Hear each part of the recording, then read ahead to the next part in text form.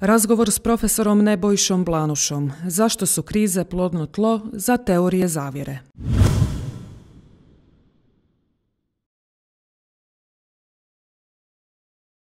Kada generalno govorimo o rezultatima i kad pogledate niz tih, recimo mi smo postavili 12 pitanja vezanih za globalne teorije zavjera, to su one koje se danas zapravo su u širokom opticaju i koje su se u vrijeme pandemije također počele spajati u različite grozdove do raznih bizarnih ideja koje možete recimo vidjeti, odnosno mogli ste vidjeti do nedavno na stranicama QAnon. Ono što mi vidimo iz naših rezultata je da je struktura mišljenja u tom smislu identična, da je riječ o takozvanom monološkom pogledu na svijet. Što to znači? Dakle, ako vjerujete u jednu teoriju zavjere takvoga tipa, veća je vjerojatnost da ćete vjerovati i u druge. Naravno, neki vjeruju manje, neki vjeruju više.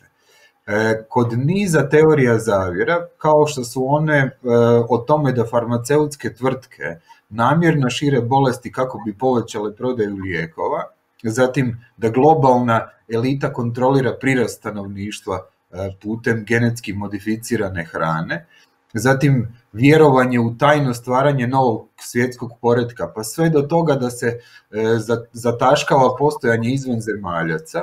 U tim teorijama zavjera dolazi zapravo do povećavanja uvjerenosti, odnosno do radikalizacije takvih uvjerenja.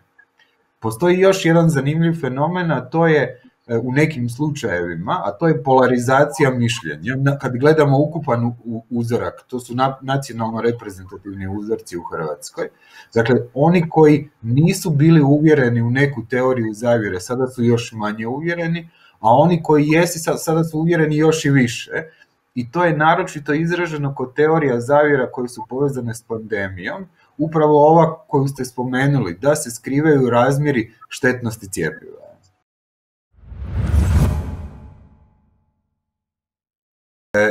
Inače vam zapravo ljudi u situaciji neizvjesnosti ili nekakve potrebe da riješe određeni problem koji imaju, recimo roditelje djece koji bi trebali se cijepiti, oni se često okreću dostupnim, lako razumljivim i onim izvorima koje smatraju vjerodostojnima, a koji ih zapravo mogu vrlo lako zavesti. Pri tome često nekritički vrednuju tko je vjerodostojan i lako se mogu poistovjetiti s onima koji im nude slično iskustvo kao njihovo. Dakle, ovi drugi izvori, ovo što sam ih nazvao nadri izvorima, zapravo vam se obraćaju kao vama jednakima, oni vam dijele iskustvo i zapravo vam nude jednu zrcalnu sliku.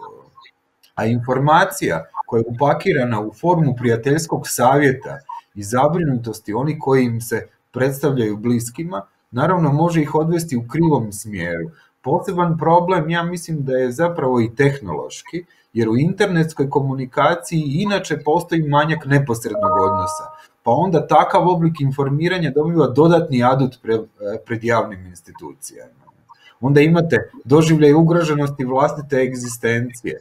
Doživljene, ja mislim da je posebno za ove javne autoritete bitno, doživljaj nepravednosti sustava, naročito ako se selektivno zatvaraju neke djelatnosti, a druge ostaju raditi i za to se zapravo ne daje uvjerljivo objašnjenje zašto je to tako. U takvim situacijama generalno gledajući, to je zapravo situacija, ja bih rekao, jedne kolektivne traume. Ljudi se pitaju što se dogodilo, što se može učiniti da bismo se zaštitili, umanjili rizike i štete i tko je zapravo odgovoran. Kada se ovo zadnje pitanje posebno postavi u jednoj nekritičkoj formi, tko je odgovoran za sva zla, onda je to problem. I čini mi se da su tu isto tako jednu svoju negativnu ulogu odigrali upravo i mediji, koji su sudjelovali od tjedna do tjedna u licitiranju tko je najodgovorniji za naše probleme.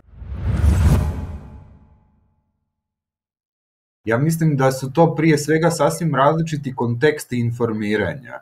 S jedne strane imate javne institucije koje proizvode provjerene informacije utemeljene na istraživanjima, ekspertizi, međutim oni njih plasiraju najčešće jednoobrazno i faktično.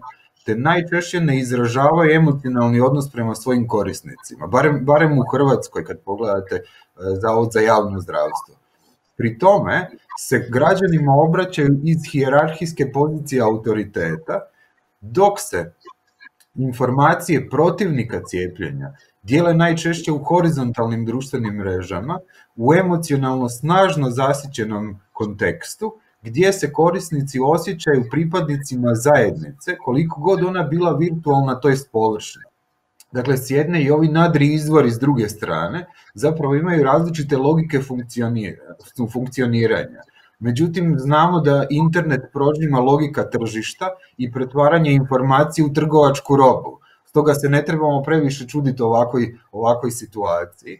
I u tom smislu je potrebno razviti mehanizme prepoznavanja informacija, unaprijediti funkcioniranje javnih izvora.